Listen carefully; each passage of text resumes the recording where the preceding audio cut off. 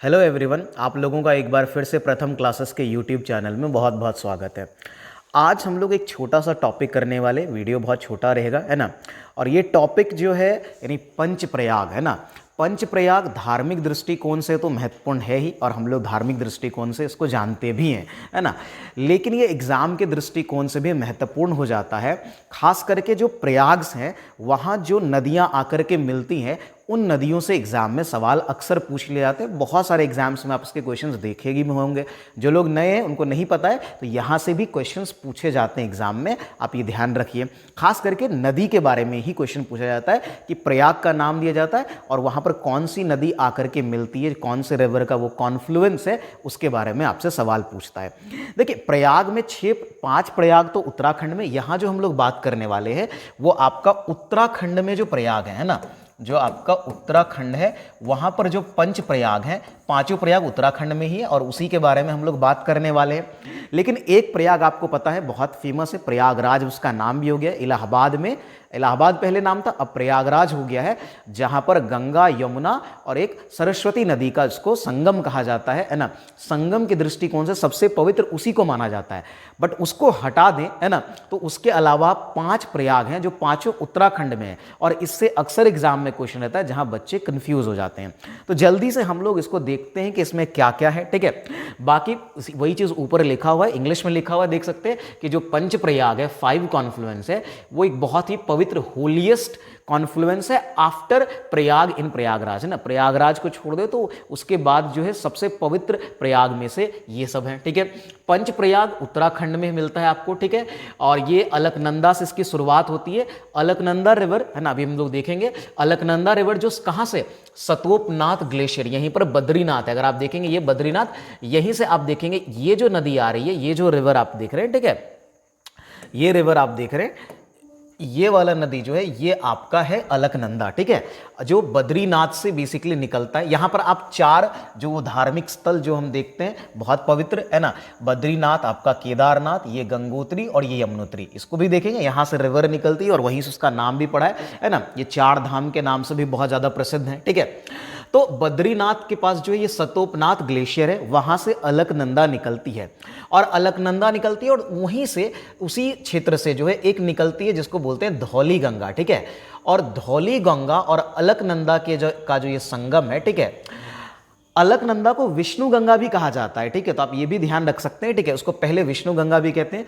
ये आकर के धौली गंगा से मिलता है, ठीक है। तो यहां पर आप देखेंगे अलकनंदा नदी जब धौली गंगा नदी से मिलता है, और इस पॉइंट पर इसी को हम लोग विष्णु प्रयाग कहते हैं। तो ये पहला प्रयाग है हमारा, ये क्या है हमारा, विष्णु प्रयाग है। बात समझ में आ रही है। तो कई बार डायरेक्ट पूछेगा विष्णु प्रयाग में कौन से नदी का वो संगम है, ठीक है।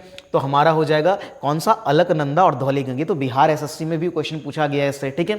फिर दूसरा, अब यहां से अलकनंदा ही इसका नाम रहता है, ठीक है, धौली गंगा इसमें मिल जाती है। फिर ये आगे बढ़ते हुए ये इस पॉइंट पे पहुंचता है, और ये जो पॉइंट है अगर आप देखें, इस पॉइंट को हम लोग क्या बोलते हैं, है ना। तो यहां पर ये जो है इधर से इसको बोलते हैं हम लोग नंद प्रयाग। इसको क्या बोलते हैं हम लोग, नंद प्रयाग।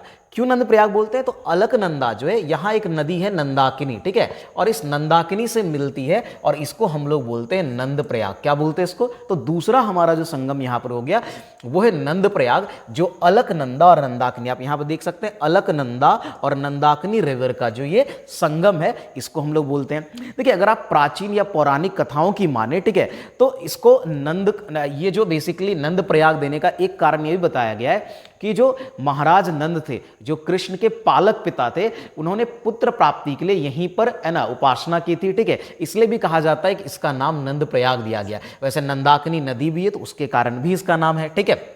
ये हो गया। तो दूसरा हमने देखा नंद प्रयाग, जो अलकनंदा और नंदाकिनी रिवर का संगम है, नदी का संगम है। फिर अगला उसके जस्ट कुछ ही आगे है, जब अलकनंदा आगे बढ़ती है, और अगला जो है वहां पर एक नदी आकर के मिलती है जिसको पिंडर गंगा या पिंडर नदी बोलते हैं, ठीक है। ये पिंडर नदी यहां से देख रहे हैं, ये जाकर के मिलती है, इसको हम लोग बोलते हैं कर्ण प्रयाग, है ना। ये तीसरा प्रयाग है, कर्ण प्रयाग।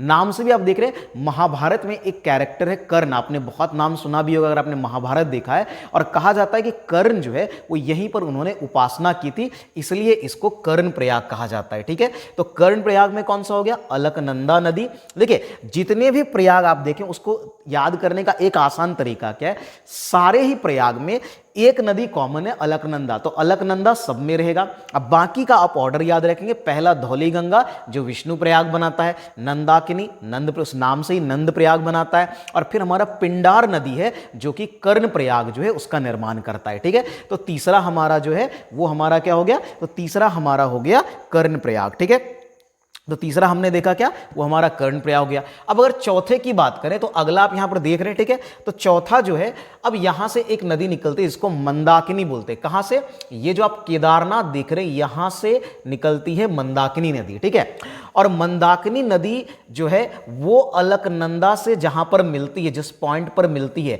इसी को हम लोग बोलते हैं रुद्रप्रयाग। बहुत फेमस है ये रुद्रप्रयाग। ठीक है, रुद्र आपको जानते हैं भगवान शिव का ही एक रूप है। ठीक है, तो ये भगवान शिव के ही रूप पर ये नाम भी दिया गया है। ठीक है, इसके अलावा यहाँ भगवान शिव के प्राचीन मंदिर है, और यहाँ पर रुद्रेश्वर नाम का एक लिंग भी देखने को मिलेगा।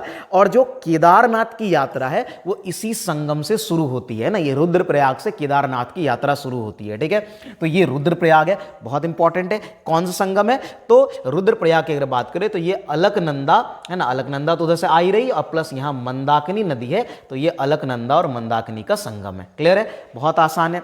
और अगला जो इसमें आखिरी है जो बहुत इंपॉर्टेंट है, ये भी बहुत बार एग्जाम में पूछा जाता है। ठीक है, और वो हमारा क्या है, वो है देवप्रयाग। ठीक है, देवप्रयाग, हरिद्वार जब लोग जाते हैं तो अक्सर देवप्रयाग जाते ही जाते हैं घूमने के लिए। बहुत पवित्र स्थल है और लाखों श्रद्धालु वहां पर आकर के स्नान करते हैं, अपने आप को पवित्र है ना शुद्ध करते हैं। ठीक है, ये कौन सा है, तो ये जो गंगोत्री से जो नदी आती है, ठीक है, ये है कौन सी नदी, इसको भागीरथी, पौराणिक इसको भागीरथी भी कहा जाता है। उत्तराखंड में इसको गंगा भी वो लोग बोलते हैं। ठीक है, वैसे इसका नाम भागीरथी है।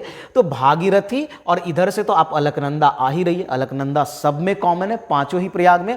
तो अलकनंदा और भागीरथी के ही संगम को हम लोग बोलते हैं देवप्रयाग। बहुत महत्वपूर्ण है। उत्तराखंड से ये हरिद्वार से लगभग 75 किलोमीटर के अराउंड जो है ये आपको मिल जाएगा। ठीक है, और यहाँ लोग हिंदू धर्म के मानने वाले तो जाते हैं, वैसे हर धर्म के लोग जाते हैं क्योंकि धार्मिक स्थल है, बहुत अच्छा टूरिस्ट प्लेस भी है। ठीक है, खैर, और यहां से फिर ये आगे बढ़ते हुए आप जानते हैं ये गंगा। बाकी इधर आप देखिए एक रिवर और है, यमुनोत्री से निकलती है यमुना, और यही जाकर के आपको पता है कि उत्तर प्रदेश में प्रयागराज में जाकर के ये गंगा से मिल जाती है, जिसको हम लोग प्रयागराज कहते हैं। ठीक है, तो यही आपका बेसिक जो है, ये आपका जो है प्रयाग से संबंधित था। ये छोटा सा वीडियो है, लेकिन एग्जाम में अक्सर क्वेश्चन रहते हैं, है ना, और इसी तरह के छोटे छोटे और भी जो टॉपिक्स जो आपको पूछे जाते हैं, मैं आपको इस तरह जो अलग से जो सिलेबस में नहीं रहता है नॉर्मली, ठीक है, उसको मैं अलग से आपके साथ शेयर कर दूंगा। तो इसलिए आप लोग अगर चैनल पे नए हैं तो चैनल को सब्सक्राइब करिए और वीडियो को शेयर जरूर करिए, है ना।